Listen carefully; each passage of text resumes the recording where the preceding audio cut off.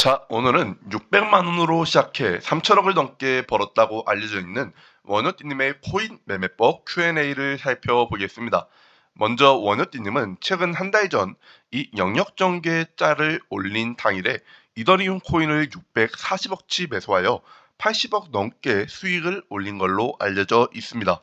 과거 비트맥스 리더보드 사이트를 통해 본 원효님의 총 수익은 3,737비트이며 이것을 지금 비트코인 가격에 환산하면 3천억을 넘게 번 것으로 알 수 있고 지금은 더 늘어났을 것으로 추정됩니다.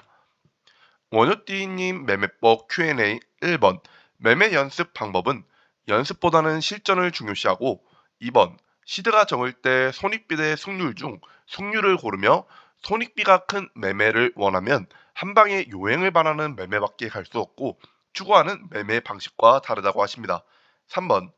선물거래 배율 중 가장 높은 배율은 3천만 원 시절 시드의 25%로 25배를 잠깐 쓰고 위험성을 깨닫고 줄였다고 하시며 4번 분할 진입 또는 분할 청산과 한 번의 진입 또는 청산 중 자산 증식에 도움이 된 것은 분할이고 한 번에 진입하는 것을 선호하지만 크게 보면 애매할 때 시드의 40%를 비트로 가지고 있는 스탠스를 취한 것이 포모를 방지하는 것에 큰 도움이 되었기 때문이며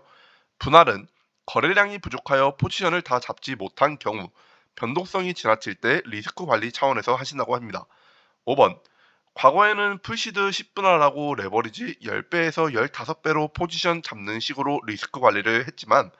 현재는 포지션 규모가 비대해진 만큼 3분할 3배, 운용 자산이 커질수록 배율을 낮추고 있다고 하십니다.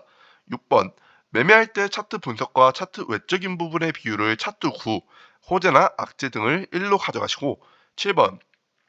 거래량 분석 시에는 낮은 분봉이나 높은 분봉이나 가리지 않고 다 보시며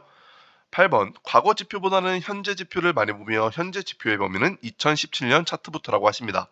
9번 알트코인 매매 시 과거나 현재나 비트코인 차트를 같이 참고하고 과거 청산 30번에서 40번 당했을 때에도 항상 격리로 리스크 관리를 해왔고 거의 시드의 20%에서 30%만 청산이 났으며 가장 큰 비율의 손실은 2018년 9월 21일 리플 청산 시 시드의 50%를 잃었을 때라고 하시며 2021년 9월 말 기준으로 1000만 원 시드머니가 있다면 400만 원을 선물 거래소에서 굴리고 150만 원으로 10배, 나머지는 현물 거래소에서 매매할 것 같다고 하십니다. 또한 12번 시드 우상향에 있어서 매매법보다 더 중요한 것이 리스크 관리라고 생각한다고 하시며 차트를 오래 보다 보면 특정 구간에서 어디까지 올라간다, 내려간다에 대한 확신을 가지는 경우도 있긴 하지만 예상한 움직임과 엇나가기 시작하면 바로 비중 조절에 들어가시고 트레이딩을 공부하는 데 있어 가장 중요한 것은 오래 살아남으면서 직접 산전수전 겪어보는 것이 가장 중요하다고 하시며 15번 스탑 헌팅도 예상이 가능한지에 대한 답변은 캔들은 보다 보면 어느 지점에서 손절이 많이 나오겠구나 정도가 보이긴 하나 신뢰성이 낮고 자칫 조금만 더 내리면 역지정 물량들이 나온다를 반복하며 인디언 기우제가 되기에 신경 쓰지 않는 편이라고 하십니다. 16번 매매 원칙은 크게 잃더라도 항상 복구할 만한 시드를 남겨놓고 복구할 만한 시드가 적게 남았더라도 추가 입금은 지양하며 어떻게든 남은 액수로 복구하려고 하는 것이라고 합니다. 17번 멘탈이 갈릴 때는 멘탈이 흔들린 시점에 복구할 만한 거래량과 변동성이 있으면 즉시 복구 매매에 들어가나 없다면 생길 때까지 쉬는 편이고 예전에는 지배적인 거래량을 가진 거래소가 있었기에 해당 거래소의 거래량을 참고할 만했지만 현재는 지배적인 거래량을 가진 거래소가 없기에 거래량의 신뢰도는 떨어졌다고 생각하며 큰 거래소들의 거래량 패턴이 비슷할 때만 참고할 만하며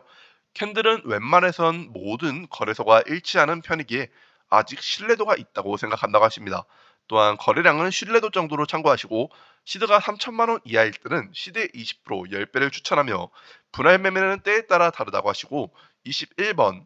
하모닉 패턴이나 엘리어 파동은 안 하시고 22번 진입 청산 근거는 따로 기록하지 않고 머리로 기억한다고 하십니다. 23번 미체결 펀딩매는 깊게 참고 안 하시고 24번 손실 중일 때는 진입하기 전에 생각해 두었던 시나리오를 떠올리면서 기다리며 그러나 아무리 봐도 시나리오에 어긋나거나 멘탈이 지나치게 흔들리면 손절한다고 하십니다.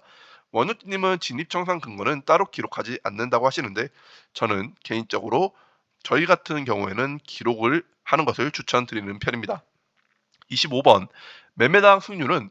정확히 측정은 안 해봤으나 체감상 매매 한 번에 60%에서 70% 정도 되는 것 같고, 26번 포지션을 잡을 때는 횡보할 때만 잡는 것도 아니고 큰 움직임이 나와야만 익절하는 것도 아니라고 하십니다. 27번 원하는 자리를 놓쳤을 때는 큰 움직임과는 관련 없이 추세의 마지막 자락이라고 생각된다면 포기하고, 웬만해서는 추세가 충분히 더 지속될 것이라 생각될 때만 돌파 매매를 하시고, 28번 과거 차트를 보는 것도 중요하나 직접 겪어보는 것에 비하면 한계가 있고, 29번 공부 방법은 특별히 이성적이어야 할 때라고 판단되는 상황에서 많이 길고 깊게 생각하는 습관과 평소의 가상의 상황이나 과거 상황, 현재의 사회적 이슈에서 상대방이나 본인이 이성적인 판단을 내리지 못했다고 판단될 경우 최대한 이성적인 판단이 무엇이었을지를 깊게 고치는 습관이 있으며, 매매를 하는데 이 습관의 덕을 많이 보셨다고 합니다. 30번 가급적 분할 없이 진입하는 것을 선호하나 일반 일부 상황에서는 어쩔 수 없이 분할하고, 굳이 따지자면 이분할하신다고 합니다. 31번 아는 모양에 진입하고 모양이 깨지면 손절한다고 본 것 같은데, 그렇다면 스캘핑 하실 때 일본봉 캔들과 거래량을 보신다고 하셨는데, 이것도 프랙탈을 사용하는 거라 봐도 되나에 대한 답변에 가끔 닮은 꼴과 프랙탈을 혼용해서 써왔는데, 프랙탈은 비슷한 일본과 일봉, 일봉과 시간봉, 일봉과 분봉 등에도 적용하는 더 넓은 범위라고 할 수 있고, 원효띠님 본인은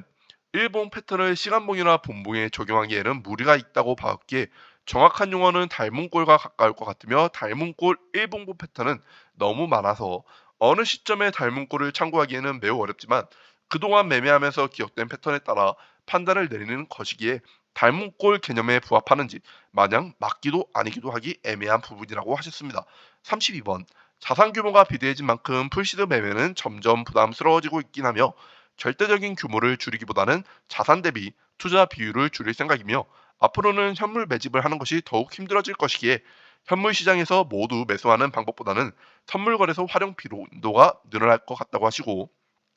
마지막으로 33번 꼭 매매에 활용하기 위해서가 아니라 차트 외적인 부분, 기본적 분석에 해당하는 부분을 찾아보기는 하였으나 결국 호재 매매는 먼저 정보를 아는 사람들이나 할 수 있는 것이고, 원효띠님 본인은 그런 사람이 아니기에 포기하였으며, 또한 재단의 활동 하나하나 신경 써서 매매하는 것보다는 그냥 차트만 보고 하는 것이 더 편했고, 암호화폐를 오랫동안 매매하면서 느낀 것은 좋은 코인이라 그럴듯하게 홍보하는 코인의 결말은 대부분 설거지였고, 암호화폐계의 기본적 분석의 신뢰성을 가진 방식을 아직 찾지 못했기에 차트만 보고 하신다고 합니다. 그럼 여기까지 원효띠님의 매매법 Q&A를 살펴보았는데, 이것은 과거 매매법 Q&A이기 때문에 현재는 또 매매던 원효띠님의 매매법이 바뀌었을 수도 있습니다. 오늘 영상 잘 보셨으면 구독과 좋아요 한 번씩 부탁드리겠습니다. 감사합니다.